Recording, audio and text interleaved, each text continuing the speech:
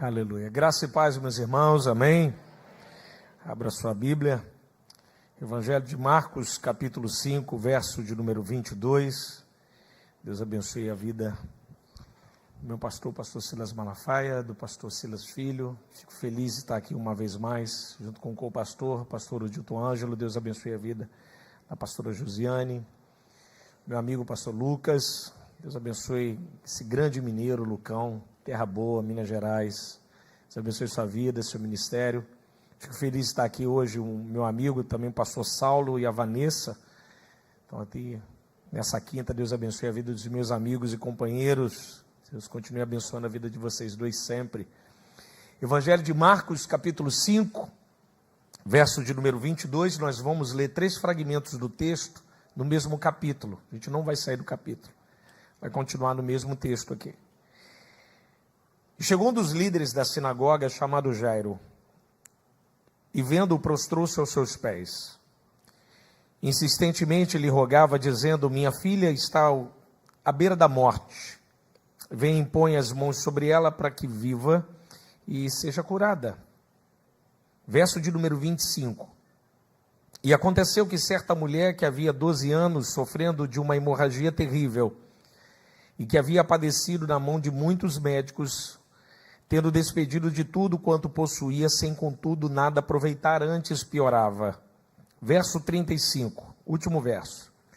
Falava ele ainda, quando chegaram alguns da casa do líder da sinagoga, a quem disseram: a tua filha está morta, por que incomodas o mestre? Curve a sua cabeça, feche seus olhos, mantenha a sua Bíblia aberta. Deus bendito, louvamos o seu nome e te engrandecemos, Pai, na beleza da sua santidade. Fale conosco nessa noite através do teu evangelho, através da sua palavra. Revela-nos quem tu és através do teu texto sagrado, para a honra e glória do teu santo nome, em nome de Jesus. Amém. Esse texto é um texto muito interessante. Essa narrativa do evangelho de Marcos, dos 3 personagens, eles têm 2 semelhanças, os 3 personagens. Uma é a semelhança positiva e a outra é uma semelhança negativa. A semelhança positiva dos 3 é que eles encontram Jesus Cristo. Então, em determinado momento da narrativa, eles vão ter um encontro com Cristo. A semelhança negativa é que os 3 sofrem. Os 3 estão sofrendo de alguma forma. Se tem algo que o ser humano sabe e conhece muito bem, é sofrimento. Sofrimento está junto com a gente desde quando nós fomos convidados a sair do Éden. O sofrimento faz parte da história humana. Não existe homem ou mulher que atingiu a maturidade da sua vida sem viver algum momento da sua vida sobre o guarda-chuva do sofrimento. O sofrimento, infelizmente, ele está presente em toda a esfera da sociedade, em toda a história humana. Por mais distante que seja a história que a gente venha a contar, o sofrimento vai estar sempre ali. Às vezes como um personagem coadjuvante, mas que quase que como personagem principal. Só não é principal porque ele está sempre exercendo uma força sobre alguém. Se você ver esse texto, junto comigo, os 3 personagens, você vai aprender uma coisa que eu aprendi com o texto. Sofrimento é democrático. No texto sofre homem, sofre mulher, sofre criança. Sofre alguém famoso, sofre anônimo, sofre quem nem sabe o que significa fama. Um dos grandes personagens da Bíblia é rodeado pelo sofrimento, Jó. Jó capítulo 38, verso de número 2, vai dizer que o sofrimento é um mistério. Esse texto é muito bonito pela forma como Deus se apresenta, uma teofania em volta de uma tempestade, se você quiser marcar na sua Bíblia, Jó 38, 2. Ali Deus fala que o sofrimento é um mistério. Mas no caso da democracia do sofrimento, você percebe algumas coisas. Por exemplo, Jairo. Jairo é o principal da sinagoga. Ele guarda o sábado, lê a Torá, dizima a oferta, lê a Tanakh. Ele é um pai responsável, pastor Gilson, ele tem uma boa família. Ele é um homem de bem, ele é bem relacionado, ele é o principal da sinagoga. A época de Cafarnaum do 1º século, vamos dizer que tem mais ou menos em torno de 1000 habitantes. Então a sinagoga dele é uma sinagoga importante. Mesmo ele guardando o sábado e lendo a Torá e dizimando, ele sofre. O sofrimento vem para mim, vem para umbandista, vem para candomblé, vem para o espírita, vem para o agnóstico, vem para o ateu, vem para o protestante. Não importa o credo, a maneira, sofrimento chega. Jairo é alguém que tem bens, é alguém que tem recurso, é alguém que mora numa localidade boa. O sofrimento vem para quem está no Leblon, quem está no Jacarezinho. Para quem está lá no Mangabeira ou quem está lá no Morro das Pedras. O sofrimento vem independente da estrutura do ponto de vista financeiro social. Não importa, o sofrimento chega. Ele chega para homem, chega para mulher, chega para criança. Chega para brasileiro, argentino, ucraniano, russo, palestino, israelense. O sofrimento vai chegar. Mas à medida que você compreende que o sofrimento é democrático, você percebe, principalmente quando você olha para a menina, uma criança, e você fala, mas pastor, uma criança sofre? Eu conheço crianças que sofrem. Eu conheço crianças que nem saíram do ventre da mãe, já estão sofrendo. Por algum problema de cardiopatia, algum problema de ordem financeiro dos pais que não pode dar, talvez, um recurso melhor para a criança. O sofrimento é estritamente democrático e faz parte da nossa vida. Mas ao mesmo tempo que o sofrimento é democrático, o sofrimento tem níveis.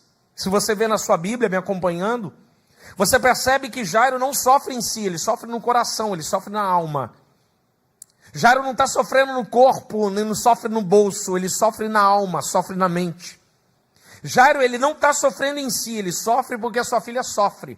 A psicologia vai chamar de sofrimento lateral, lateralidade do sofrimento. O sofrimento de Jairo é um sofrimento honesto, verdadeiro. Ainda que você leia a Bíblia e você fala assim, mas pastor, ele não está sofrendo no corpo, beleza, mas é um sofrimento honesto. Eu conheço pais que sofrem de uma maneira terrível pelos seus filhos. Pais que estão sofrendo porque o menino está afastado, porque está nas drogas, a menina na prostituição, ou o marido ou a esposa que está envolvido em algum tipo de vício, ou alguém que está internado em um quadro clínico quase que irrecuperável, e tem alguém talvez aqui fazendo campanha por ele, e essa pessoa está sofrendo, ainda que não seja no corpo, mas é um sofrimento verdadeiro, deixa de dormir, deixa de comer, deixa de pensar direito, o corpo já começa a somatizar, dando feridas e manchas na pele. E alguém encontra talvez você e a mim e fala assim, mas por que você está sofrendo se não é na sua carne? E você fala, mas é no coração.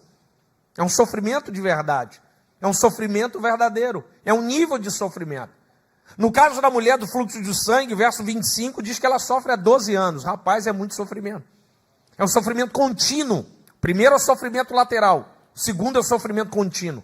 Sofrimento contínuo aqui é quase 2 décadas de sofrimento. 12 anos, pastor Lucas, é muito sofrimento. Infelizmente eu conheço pessoas assim, que sofrem 10, 8, 20 anos. Gente que enfrenta tratamento de hemodiálise, radioterapia, quimioterapia. Gente que sofre de maneira contínua por um combate, um vício, de um problema. Gente que está lutando contra um demônio, contra um leão, todos os dias, e já há muitos anos luta. Gente com sofrimento contínuo, às vezes não consegue enxergar que um dia aquele sofrimento vai acabar, mas vai. Mas vai. Às vezes a gente olha no futuro e não consegue se imaginar sem essa dor, sem a angústia, sem o sofrimento. Essa mulher há 12 anos. No caso da filha de Jairo, a gente chama de sofrimento jovem. Primeiro sofrimento. Pessoas que nunca sofreram na vida e sofrem a primeira vez. No caso da menina, é 12 anos. Ela não tinha nem feito bar mitzvah feminino. No caso do garoto, é com 12. No caso da menina, um pouco mais adiante. Ela ainda não tinha nem completado a maior idade do ponto de vista da religião judaica. E o sofrimento bateu na porta dela. Infelizmente, isso acontece. Mas se você olhar nesse texto aqui, se você olhar hoje a igreja, você vai ver esses 3 níveis de sofrimento hoje aqui dentro. Aqui dentro tem gente que está sofrendo por alguém. Tem gente aqui fazendo campanha porque alguém está com um grande problema. Tem pessoas aqui hoje como Jairo, fazendo campanha para filho, fazendo campanha para esposa, para marido, para um parente, para um amigo. Nesse momento aqui na Quinta da Vitória, tem gente que está num sofrimento contínuo, já tem 10 anos. Tem gente que já faz campanha já há 3 anos enfrentando um sofrimento contínuo. Tem gente aqui dentro, nesse momento, ou talvez em casa me assistindo, que nunca sofreu na vida, mas esse ano, infelizmente, a água do sofrimento bateu nas suas pernas, ou bateu nos seus pés, e o sofrimento chegou. A democracia do sofrimento e o nível do sofrimento começa a mudar na medida a qual você e eu lidamos com ele. Por isso que quando eu li o tema, se eu fosse dar um tema para a mensagem, eu daria: como você lida com o seu sofrimento? Porque foi exatamente assim que o Espírito Santo falou comigo, no mês de outubro em São Paulo. Eu no hotel, numa devocional, abri esse texto, indo pregar na segunda-feira na nossa sede, a Devec São Paulo. E no dia pela manhã, abri esse texto, o Espírito Santo assaltou o meu espírito de uma maneira intrépida e fantástica. E falou assim: Ronald, como você lida com o seu sofrimento? Então, se eu fosse dar um tema, eu daria: como você lida com o seu sofrimento? Mesmo sabendo que ele é democrático e tem nível, como você vai lidar com ele? Se você ver o texto bíblico, Jairo soube lidar com ele de uma maneira muito interessante. Jairo foi buscar Jesus. Jairo não fica em casa, ele vai buscar Jesus Cristo. Quando eu olho para você, eu já fico feliz, a minha alma se alegra demais, porque o sofrimento que você está vivendo lá fora não foi capaz de impedir você de buscar Cristo aqui dentro. Você não permitiu que aquilo que você está vivendo no trabalho ou em algum lugar te impediu de você buscar Cristo aqui hoje, nessa quinta. A Bíblia diz que Jairo deixa sua menina em casa, os parentes em casa, todos os problemas em casa, e vai atrás de Jesus Cristo. Jairo vai buscar porque ele conhece a Cristo. Ele conheceu Cristo em Marcos 1:23, quando Jesus vai libertar um homem com um espírito maligno. É o primeiro encontro de Jairo com Jesus Cristo. Então Jairo encontra Jesus Cristo e percebe que nele há uma autoridade, pastor Wellington. Então quando ele começa a sofrer, ele percebe que existe alguém, aleluia, que ele conheceu há pouco tempo, que pode fazer algo que ele não consegue fazer. Buscar significa que você conhece a fonte. Sabe por que você está aqui? Porque você sabe que lá no passado ele fez, então ele não vai deixar de fazer hoje, e ele vai continuar operando na sua vida. Por isso que você está aqui. Porque nós buscamos a Deus porque sabemos que Ele tem poder de fazer. Por isso que Jairo sai de casa. Por isso que o sofrimento não foi capaz de travar a vida de Jairo em casa. Por isso que o sofrimento não foi capaz de travar você hoje em casa. Por isso que o sofrimento que você está vivendo esse ano, ou está vivendo já há algum tempo, ou você tem enfrentado sofrimento de maneira agora, não foi de te segurar, não te conseguiu impedir de você ler o Evangelho, de você orar, de você ofertar, de você dizimar, porque você disse para o seu sofrimento: você fica aí, que eu vou buscar Jesus, porque quando eu voltar, você vai ter ido embora daqui, aleluia! É o que Jairo vai fazer. Jairo vai buscar, Jairo vai levar o socorro para a sua casa. E a mulher, na sua Bíblia? Verso de número 28, 27, melhor dizendo, ouvindo falar de Jesus. Sabe o que eu acho interessante, pastor Saulo? Ela vai procurar Jesus porque ela não conhecia, pastor Gilson. Ouvindo falar. Jairo busca porque conhece. A mulher procura porque não conhecia. Ela ouve falar de Jesus Cristo, de algo que ela nunca tinha ouvido falar. Olha, tem um homem aí, que por onde ele passa, o milagre acontece. Que o que ele faz, da maneira como ele fala, as coisas se realizam. Então ela vai procurar Cristo. Interessante, assim, o que eu me encanto com o texto, o que eu sou apaixonado pelas Escrituras, às vezes lendo, muitas das vezes eu choro, às vezes eu mato minha esposa do coração, de vez em quando dou uns gritos lá em casa, ela está ali fazendo assim com a cabeça lá. E agora a gente está no apartamento, eu não posso gritar tão alto que os vizinhos reclamam, mas às vezes é mais forte que eu. A beleza do encanto do Evangelho é que naquela época não tem cartaz, não tem rádio anunciando aonde Jesus vai estar. Lucão e ela encontra. Aí eu fiquei assim, mas Senhor, como é que ela achou? Aí o Espírito Santo: meu filho, quem me procura de verdade, ele me acha. Quem me procura de verdade, com fé me encontra, aleluia. Se você hoje entrou aqui disposto a encontrar Jesus, fique em paz, hoje você vai encontrar Ele na sua frente, aleluia. Ele vai se revelar a você.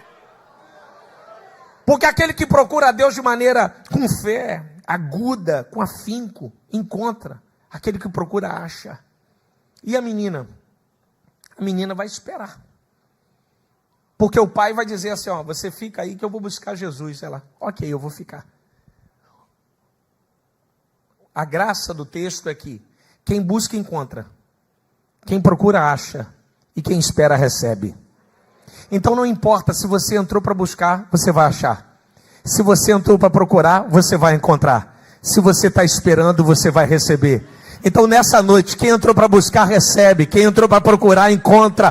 E quem está esperando, vai receber em breve. Aleluia! Aleluia! A única coisa que eu falo para você é: não se entregue ao seu sofrimento. O sofrimento é uma bênção para fazer a gente amadurecer. O sofrimento é um fertilizante de crescimento que faz a menina virar mulher em 2 anos. Faz o garoto em 1 ano virar homem. Mas ao mesmo tempo que ele é uma bênção para fazer crescer, quem abraça o sofrimento é um veneno para a alma. Não se entregue ao seu sofrimento. Ainda que as pessoas digam para você que não tem mais jeito.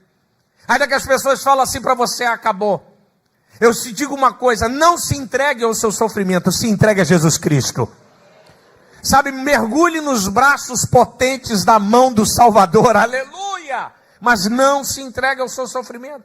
Porque o sofrimento, quando a gente abraça, ele nos entristece, ele nos esfria, ele mata a nossa alma. Às vezes a gente se entrega a tanto um luto que já passou, que aquilo não consegue sair da nossa alma. Então deixa eu profetizar aqui hoje na sua vida, que haja um tempo de alegria e graça sobre a sua vida, mas não se entregue ao seu sofrimento. Se entregue a Jesus Cristo, que é o único e o suficiente Salvador da minha e da sua vida. Agora que a gente sabe o que Jairo foi fazer, o que a mulher do fluxo de sangue foi fazer, o que a filha de Jairo fez, e o que eu e você vamos fazer. O que nós vamos fazer quando estamos diante daquele que pode sarar o nosso sofrimento e a nossa dor? No verso de número 23 da sua Bíblia, a Bíblia diz o seguinte: que Jairo, depois que buscou e encontrou o pastor Lucas, ele vai entregar o sofrimento dele para Cristo. O sofrimento dele é como pedra nas costas. E insistentemente lhe rogava, dizendo: minha filha está à beira da morte. Vem, põe as mãos sobre ela para que ela seja curada e viva. Aleluia. Isso aqui é de uma ousadia fantástica. Já era o principal da sinagoga. Verso 22 diz que ele está prostrado. Verso 24 diz que tem uma grande multidão. Rapaz, ele é o principal da sinagoga, pastor Gilson, ajoelhado diante de Jesus Cristo. Jairo não está nem preocupado com o que vão dizer. Ele está feliz porque ele encontrou a saída, Jesus Cristo. Então ele dobra o joelho e ele admite algo. Irmão, isso aqui é de uma humildade, é de uma ousadia violenta. Minha filha está à beira da morte. Jesus, ela na minha mão, ela está morrendo. Jesus, ela no meu cuidado, não tem mais jeito. Jesus, ela no meu jeito, eu não tenho mais saída. Na minha mão ela morre, mas na sua mão ela vai ficar viva. Na sua mão vai ser restaurada. Na sua mão o Senhor tudo pode. Ele está diante de Cristo e passa para Cristo aquilo que lhe causa dor. Ele diz: se tiver na minha mão, morre, mas na sua mão vai dar vida. Então deixa eu te declarar: dê para Cristo aquilo que te causa dor, e aquilo que é morte na sua vida, vai ficar vida na mão de Cristo. Aleluia! Não importa como esteja, não importa a situação que esteja, mas não vá embora carregando aquilo que você trouxe. Vem aqui hoje, deixe no altar e vá embora com Jesus Cristo do seu lado. Mas hipótese nenhuma, leve isso junto com você. Jairo tem uma fé, para que seja curado e viva. Jesus, eu confio tanto no Senhor que quando o Senhor chegar lá, ela vai curar e vai viver. Em outras palavras, a morte está se andando lá, mas quando o Senhor botar o pé lá em casa, a morte vai vazar, vai embora. Ele nem viu, ele já está olhando lá para frente. Porque quando você encontra aquele que alivia a carga, é um alívio para a alma. Vinde a mim todos vós que estáis cansados e sobrecarregados, e eu vos aliviarei. Dê a Cristo, entregue para Cristo, passe para Ele aquilo que está te doendo, está te causando dor. Devolva para Cristo as pedras que está te causando tristeza na sua alma. Não vá embora hoje da mesma maneira como você entrou, mas vá embora acompanhado de Jesus Cristo nessa noite. Tenha essa ousadia. A beleza do texto é que Jesus fica em silêncio. Verso 24, a Bíblia só diz assim: e foi com ele, Jesus de Nazaré, rapaz. Foi com ele. Jesus não falou nada, só acompanhou, só ouviu o Jairo e ouviu ali a sua lamúria, a sua angústia. Eu fico imaginando só Jesus sacudindo a sua cabeça e foi com ele. Não foi mais o sofrimento que estava com Jairo, o sofrimento de Jairo estava com Cristo. Eu garanto para você que quando Jesus estava indo embora com Jairo, já tinha alívio no coração de Jairo, porque agora ele tinha uma esperança, é Jesus Cristo. Eu quero te dizer uma coisa, o médico não tem a última palavra, o advogado não tem a última palavra, o juiz não tem a última palavra, o seu patrão não tem a última palavra, o seu parente não tem a última palavra. A última palavra da sua vida se chama Jesus. Só Jesus é a última palavra da sua vida. E ele não falou ainda, mas quando ele falar, ele vai dizer: basta! Aleluia! Aleluia!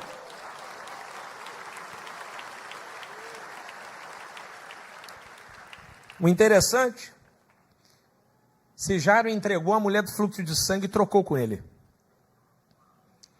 Verso de número 28. Se eu apenas tocar nas suas vestes, ficarei curada. O que ela é, irmão? Hemorrágica. Se tem alguém na Bíblia que tem sangue suficiente e poderoso, é Jesus. Ela tá melhor do que encontrar o hemorrio. Ela encontrou o hemo celestial, Jesus. O sangue de Jesus é tão poderoso, pastor Jair, que foi derramado há 2.000 anos atrás, não apodreceu, não secou, não evaporou, ainda continua tendo poder até hoje. Esse sangue poderoso, hein? Nos lavou, me lava e continua lá nos lavando todos os dias. Sangue poderoso.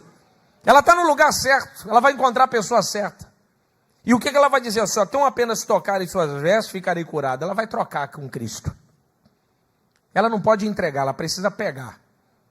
Ela precisa passar aquilo que ela tem e receber aquilo que ela não tem. Eu falei disso aqui ano passado aqui na igreja, mas como diz o nosso pastor Silas, repetição é pedagógica. No verso de número 30, Jesus vai falar assim: conhecendo que de si saíra virtude, ele vai dizer assim: alguém me tocou. Verso 31, os seus discípulos responderam: mestre, vê que a multidão te aperta e te comprime, e o Senhor pergunta quem te tocou. Isso aqui é sensacional. A Bíblia, a mensagem de Eugene Peterson é uma paráfrase, não é uma tradução.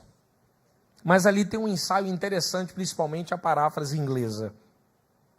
Quando você lê esse texto aqui, é diferente da nossa só por uma palavrinha.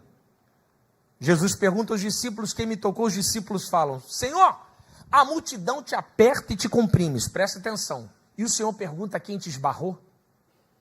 A Jesus, não foi um esbarrão, foi um toque. Nossa, já mudou tudo. Mudou o texto todo, pastor Odilto. Esbarrão é ato involuntário. Esbarrão não significa que eu quero encostar na pessoa, mas eu encostei e pedi desculpa. Jesus está dizendo: ninguém me esbarrou, foi um toque. Eu conheço gente que está há 20 anos na igreja esbarrando e continua a mesma vida. Porque esbarrão não salva, esbarrão não transforma, esbarrão não liberta, esbarrão não cura. Toque não, toque é proposital. Toque é com consciência. Toque eu não quero esbarrar, eu quero tocar na sua presença, eu quero ser diferente. Aleluia! Eu quero sair transformado pela sua graça e pela sua glória. Eu não entrei aqui para esbarrar, não, eu entrei aqui para tocar na sua presença. Aleluia! Por que ela vai esticar a mão para tocar? Porque ela vai cavar a oportunidade. Jairo tem acesso, ela não. Ela não conhece a Cristo, ela tem que cavar a oportunidade. Se eu fosse usar uma hermenêutica aqui alegórica, igual o Santo Agostinho, eu diria, pastor Odilto, que esse texto aqui da mulher do fluxo de sangue, essa, como diz o pastor Silas Nasceu, gostei muito dessa palavra dele, a barafunda, gostei muito dessa palavra. A barafunda, essa confusão toda aqui, desse povo, seria um culto, ou seja, um culto onde está Cristo e os apóstolos, todo mundo encostando em Cristo, mas ninguém foi curado, só um recebeu a bênção. Jesus está dizendo assim: eu não estou preocupado com multidão, eu quero saber quem tem a ousadia de tocar na minha presença. Então, em nome de Jesus, aleluia, sabe, venha tocar na sua graça e na sua presença hoje. Não venha entrar simplesmente aqui para esbarrar, sabe, toque na sua presença hoje e saia daqui transformado pela graça, aleluia, aleluia, pela presença do Espírito Santo. Tenha ousadia, tenha coragem, tenha intrepidez, tenha fé. Eu acho interessante, seguindo, que a menina vai esperar. No verso de número 40, diz que, verso 41, e o tomando pelas suas mãos. Jairo entrega, a mulher troca, e a menina espera e recebe.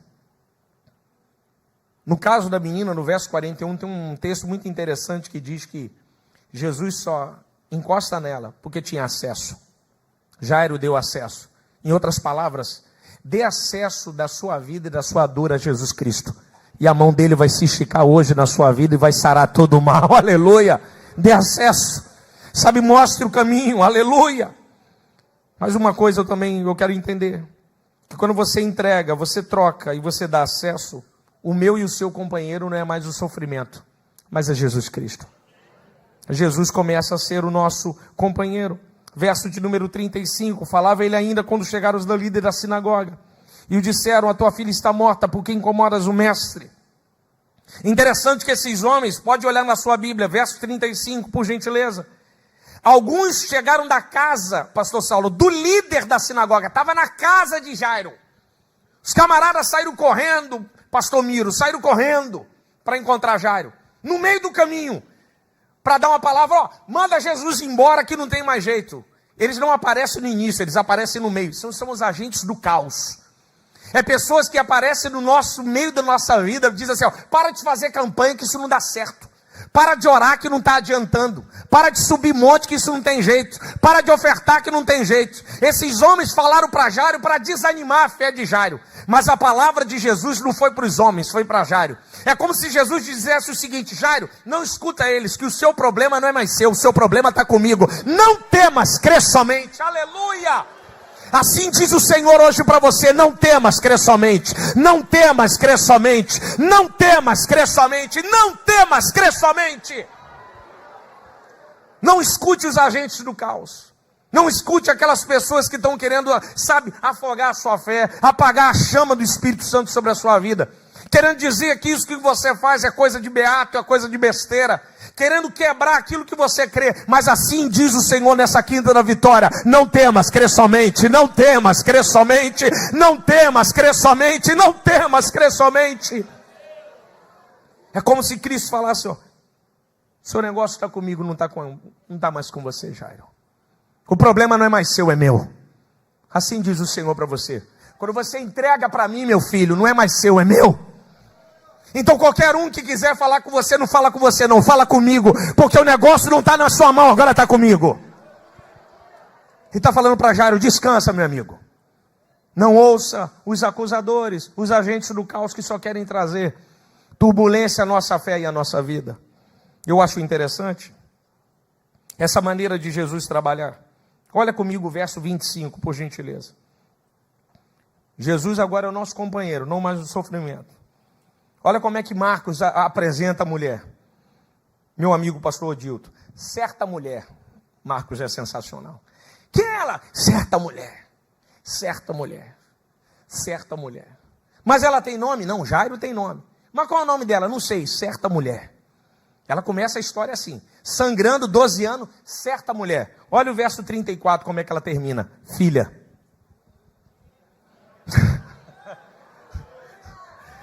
Como é que você começa? Certa mulher. Como é que você termina? Filha. Ei, Jesus, hein? Jesus está dizendo assim, eu não estou preocupado com o que você viveu. Eu não estou preocupado com o que você passou. Mas quando você toca na minha presença, não importa o início. O importante é como você vai terminar a sua história.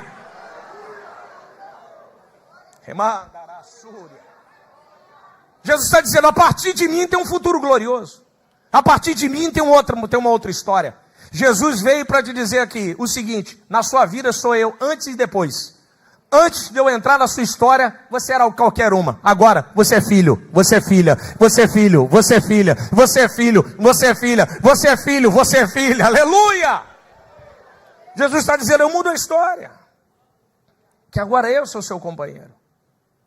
Eu não tenho como apertar mais aqui, até pela questão do horário, mas dá para tirar muita coisa aqui do texto. Marcos aqui ele faz um paralelo principalmente sobre famílias. A mulher do fluxo de sangue não tem nenhuma família. Jairo chama a filha dele de filha, e Jesus chama a mulher hemorrágica de filha. É como se Cristo está dizendo assim, hoje você tem um pai. Hoje você tem uma família. E a sua família não está daqui não, a sua família está sentada lá, reinando com poder e glória. Hoje você faz parte da minha descendência, aleluia. Hoje você tem o meu sangue sobre você. Você tem meu DNA. É isso que Cristo está dizendo. Verso de número 39 na sua Bíblia. Jesus chega na casa de Jairo. Esse é o mundo de Jesus, esse é o nosso mundo. Mundo de Jesus. Por que você está desesperado e chora? A criança não está morta, mas dorme. Nosso mundo, choro e morte. Mundo de Jesus, alegria e vida. Jesus está dizendo: Jairo, você está em qual mundo? No meu ou no seu? A sua família está no mundo aí da morte e da tristeza, mas você tem que estar no meu mundo. Você tem que estar no mundo da alegria e da vida. Jesus está dizendo: não olhe para os seus olhos, olhe pelo meu. Nos seus olhos não tem mais jeito, mas no meu já tem vida, já tem vitória, já tem porta aberta, já tem cura, já tem restauração, aleluia, já tem coisa boa. Jesus está falando de cosmovisão. Olha através dos meus olhos, não através dos seus olhos. Qual os olhos você está olhando? Nos olhos de quem você está olhando? Ainda na sua Bíblia, por gentileza. Dá uma olhada no seu texto. Se eu fosse tirar alguns exemplos aqui, cadê o meu amigo tangedor? Vem com a música do profeta. Richard Clayderman, vem. Se você vê o ponto, uma coisa interessante. Mesmo vivendo essas coisas do sofrimento, eu consigo tirar lições positivas do sofrimento. O que eu tiro de lições positivas do sofrimento? O sofrimento faz a gente buscar a Deus de maneira intensa. Tinha época na minha vida que eu ia tanto para o monte que eu pensava que era cabrito. De tanto que eu buscava, velho. Buscava. Sofrimento faz esse negócio com a gente. Faz a gente entrar para a vigília e sair para a consagração, sabe, pastor Edson? A gente vira 24 horas. Culto à tarde, estou lá. Aí segunda, o que está acontecendo? Pô, estou numa luta. Sofrimento faz isso. Terça-feira passada eu ministrei aqui. Aí contei um recorte de um texto que faz parte desse sermão. Jonas, profeta. O profeta Jonas é sensacional. Você abre o capítulo 1 de Jonas. Abre aí na sua Bíblia, aí, se você der uma olhada. Pode abrir aí, ó. Pode abrir aí. Seja bereano junto comigo. Abre aí o capítulo 1 de Jonas. Você vai ver que não tem uma oração. Não tem uma oração, pastor Lucas, no capítulo 1 de Jonas. Engraçado que os marinheiros oram. Jonas não. Ele vai dormir e não ora. Levanta e não ora, Vanessa. Enfrenta a tempestade, meu amigo pastor Abraão, sem oração, não tem oração. O capítulo inteiro sem oração. Todo o capítulo 1, o profeta não ora. Aí você abre o capítulo 2, verso 1. Primeiro verso. Orou Jonas. Aonde? No spa? Hotel 5 estrelas? De férias? Onde está escrito aí? Orou Jonas aonde ele estava? No recreio? Na barra, no Hilton? Não. Onde ele estava? Onde ele estava? Ventre do peixe. Rapaz. Primeiro versículo, capítulo 2. Orou Jonas no ventre do peixe. Ou seja, não podia ter orado lá de fora?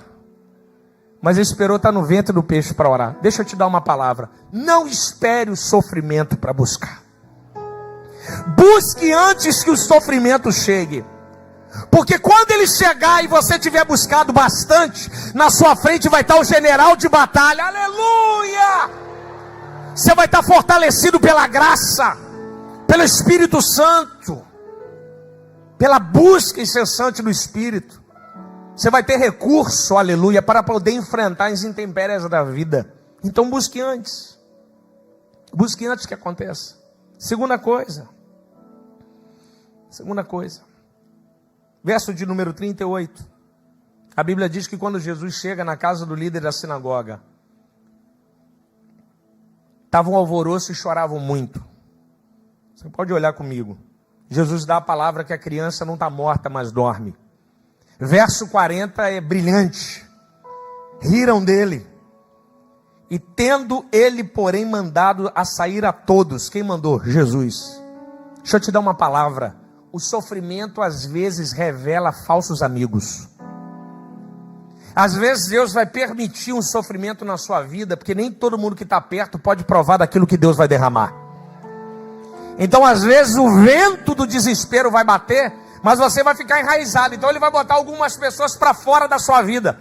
Porque ele está dizendo para você: fica em paz, meu filho, porque aquilo que eu vou trazer, nem todo mundo que está perto de você pode experimentar daquilo que eu vou revelar na sua vida. Então às vezes ele permite algumas coisas, Da onde que eu tiro isso? Do texto. Porque alvoroçais e chorais, a criança não está morta, mas dorme. Riram dele. Amigo de verdade não ri da promessa de Deus na sua vida. Amigo de verdade não zomba daquilo que você ouviu de alguém dizendo que Deus ia fazer.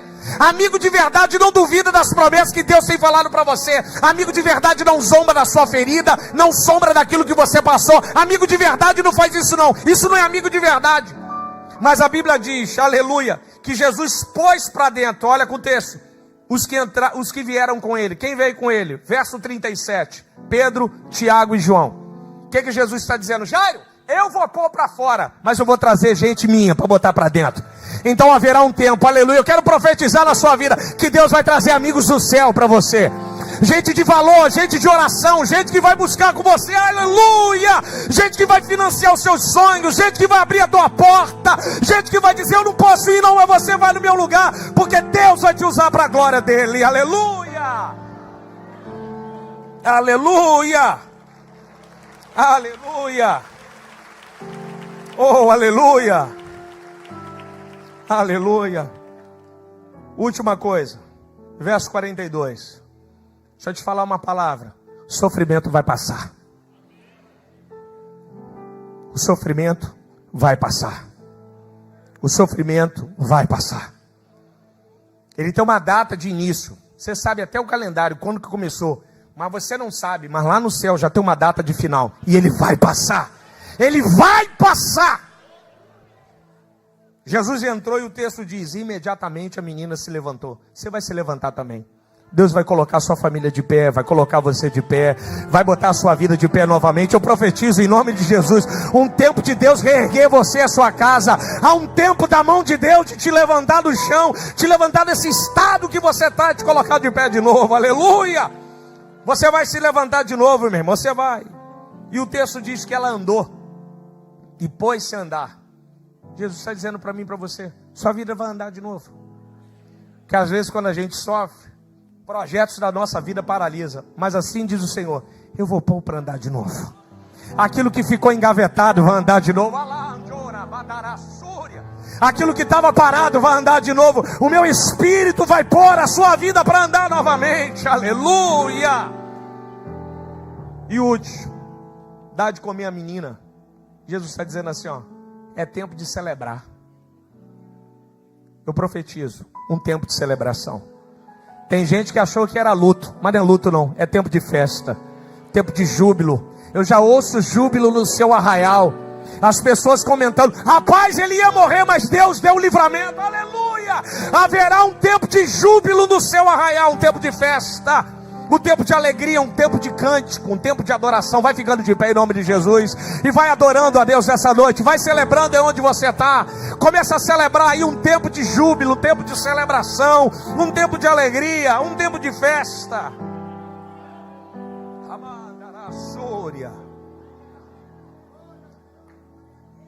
Antes de eu devolver o microfone ao pastor Dilton, deixa eu te falar uma coisa, meu irmão. Sofrimento é democrático, o terreno. O daqui da terra é democrático. O da eternidade é uma escolha. O sofrimento eterno é uma escolha. O daqui, pastor Dilton, faz parte da vida. O da eternidade é uma escolha. Posso dizer para você, às vezes aqui na terra eu enfrento algumas dificuldades, mas agora é diferente. Jesus está do meu lado. Ele está na minha frente, Lucão, ele me ajuda. Igual o apóstolo Paulo dizendo: combati o bom combate, acabei a carreira e guardei a fé. A palavra do apóstolo Paulo é sensacional em 2 Timóteo, capítulo 4, a partir do verso de número 6. É sensacional, quando ele diz lá, né? Combati o bom combate, acabei a carreira. O eu ali está implícito, eu oculto, eu combati o bom combate. Há um comentário do William Barclay que diz o seguinte: Paulo não coloca eu combati o bom combate, porque Paulo sabia que não combatia nada. Quem combatia por ele era Jesus Cristo. Por isso que ele fala combati o bom combate. Ele não fala eu combati. Ele está dizendo eu não combato nada. Quem combate as minhas batalhas, Jesus Cristo. Ele que está na minha frente, eu só estou atrás dele, ó, andando pelo caminho. Eu estou assim igual o apóstolo Paulo, ele que combate as minhas batalhas. Mas sofrimento eterno, eu tomei uma decisão, pastor Gilson. Sofrimento eterno eu não entro não. Eu estou preparado para sentar numa mesa da eternidade junto com você. Então quero convidar você que está aqui essa noite, afastado dos caminhos do Senhor, você que não tem Jesus Cristo, você que entrou hoje aqui sofrendo por alguém, sofrendo de maneira contínua, nunca sofreu e começou agora. Você que está enfrentando esse momento, não vá para o ano de 2024 levando isso na sua vida. Sai do seu lugar e vem aqui à frente e entregue a sua vida a Jesus Cristo. E retorne aos caminhos do Senhor e deixe o seu sofrimento aqui, que hoje Jesus vai mudar a sua história. Enquanto a igreja estiver em oração, você sai do seu lugar onde você estiver. Hoje Jesus falou com você, falou diretamente com você. Não importa o que você tem vivido, o que você passou, o importante é Jesus que está hoje aqui para mudar a sua história. Aonde está você nessa noite? Que deseja entregar a sua vida a Cristo, ou deseja retornar aos caminhos do Senhor, vem aqui à frente, nós vamos orar por você. Nós vamos declarar o sangue de Cristo sobre a sua vida. Mas não deixe para amanhã. Hoje é o dia de você vir aqui diante desse altar, entregar o seu sofrimento e sair acompanhando Jesus Cristo. Faça como a mulher, faça como o Jairo. Tenha esse encontro real com Jesus Cristo e vá embora de maneira acompanhada por Jesus. Onde está você nessa noite? Você que está aqui embaixo da nave, você que está aqui nas imediações da igreja. Onde está você nessa noite que deseja entregar a sua vida a Cristo? Não lute contra o Espírito Santo. Não existe outro método. Não há outra maneira de você ser sarado e curado. Só Jesus e o sangue dele pode curar a sua vida. Aonde está você nessa noite que deseja entregar a sua vida a Jesus Cristo? E você que deseja retornar aos caminhos do Senhor, vem aqui à frente em nome de Jesus e nós vamos orar por você. Nós vamos abençoar a sua vida. Venha, nós vamos orar por você. Igreja de oração, por gentileza. Venha, nós vamos orar por você em nome de Jesus. Aleluia, está aqui o irmão, aleluia. Celebra o nome de Jesus, irmãos. Adore o nome do Senhor, irmãos. Aonde está você que deseja entregar a sua vida a Cristo? Aonde está você que está mais uma vida para Jesus? Aleluia, a igreja adora, irmãos. Celebre, isso é tempo de vida, tempo de celebração. Aonde está você nessa noite que deseja entregar a sua vida a Cristo? Não vá embora da mesma maneira. Jesus quer mudar a sua história. Jesus quer mudar a sua vida. Não vá embora da mesma maneira. Aleluia, aleluia. Aqui mais uma vida para Jesus, aleluia. Aplauda o nome do Senhor, igreja. Celebre Deus, aleluia. Aleluia, celebre o nome do Senhor, meu irmão. Aleluia. Onde está você? Sai do seu lugar, não deixe para amanhã, meu irmão. Faça igual a mulher do fluxo de sangue, não perca a oportunidade. Não perca a oportunidade. Ela foi se encontrar com Jesus, Jesus recebeu ela do jeito que estava, pastor Odilto. Suja, sangrando, machucada, sem dinheiro, quebrada, sem parente nenhum, sozinha. Mas Jesus naquele dia mudou a sua história. Jesus quer mudar a sua história, como mudou a minha. Tem alguém aí sentado do seu lado que Cristo mudou a história dele, ele também quer mudar a sua história. Não deixe para amanhã. Hoje é o tempo de Deus mudar a história da sua vida, de Deus fazer uma transformação. Não vá embora levando sobre você isso que te dói, que te machuca, levando todo esse peso sobre os seus ombros, sobre o seu corpo, levando esse peso sobre a sua alma. Há alguém aqui que pode te dar alívio, aleluia, pode de fato sarar a sua ferida.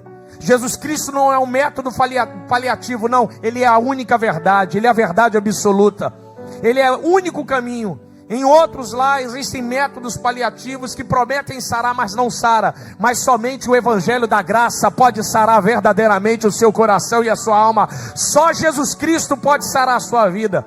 Só Jesus pode sarar você. Aonde está você que deseja entregar a sua vida a Jesus Cristo? Vem aqui à frente e nós vamos orar pela sua vida. Aqui mais um jovem, aleluia. A igreja aplauda o nome do Senhor, aleluia. Aleluia. Adora o nome do Senhor, igreja. Mais um outro jovem vindo, vem, esse é o tempo. Vocês estão vendo esses irmãos aqui? Aqui o ano novo já começou para eles, irmãos. Isso aqui já é ano novo já. Aleluia. Aqui é tudo ano novo, aleluia. Onde está você? Sai do seu lugar. Enquanto o pastor Odilto sobe aqui, você sai do seu lugar. Ainda há tempo. Ainda há tempo. Há lugar na mesa de Deus para te receber. Sai do seu lugar em nome de Jesus. Vem vindo em nome de Jesus.